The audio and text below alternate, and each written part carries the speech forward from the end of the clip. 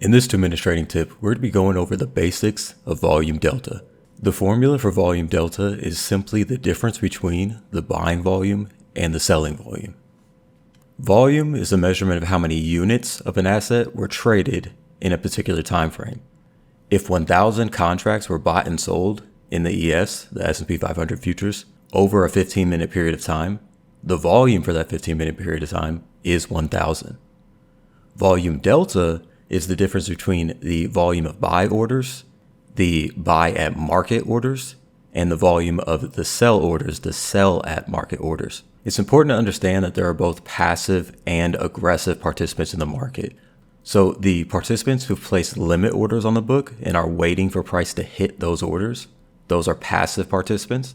And the participants who are buying or selling at market are the aggressive participants. When we're discussing volume delta, the market orders to the buy side or the market orders to the sell side are what determines if the order is counted toward the buy or sell volume. Let's imagine the same 15-minute period in the ES. If 400 contracts were buy market orders and 600 contracts were sell market orders, the volume delta for that 15-minute period is negative 200. If the delta is positive, it indicates the buyers were more aggressive, and conversely, negative delta would indicate that sellers were more aggressive. Another important thing to note about delta is traders may be looking at cumulative volume delta for the entirety of the session, and traders may also be looking at delta on a bar by bar basis for whatever time frame or periodicity that they're observing. So how is volume delta useful? The first one's market sentiment. A significantly positive or negative delta indicates which side of the market was trading with more urgency. They were the more aggressive participants in the market. This does not necessarily mean that price itself would be significantly positive or negative. Another way traders use volume delta is to look at delta divergences. Sometimes price may be moving up while volume delta is negative and vice versa. This divergence is sometimes a signal to traders where they may begin to start tracking a setup that they have. Another way delta can be useful is to determine the strength or perhaps confirming a trend.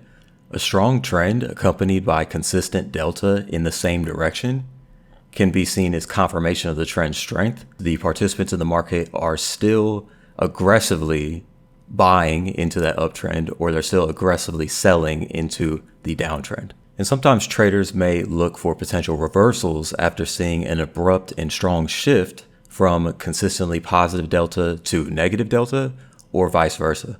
These abrupt shifts in delta can be better seen using order flow tools such as the footprint. So can volume delta be used as an entry trigger? We would recommend against this.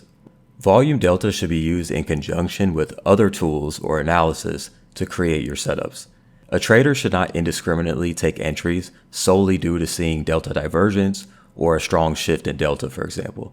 Rather, the trader should use delta to help paint the context of the big picture and to assist in the formation of a directional bias. Then the trader can begin stalking his or her setup or entry trigger. If you'd like to learn more about volume delta, volume profile, order flow, and the way that we use technical analysis at Convergent, consider becoming a member of our community by visiting us at gotoct.pro/join.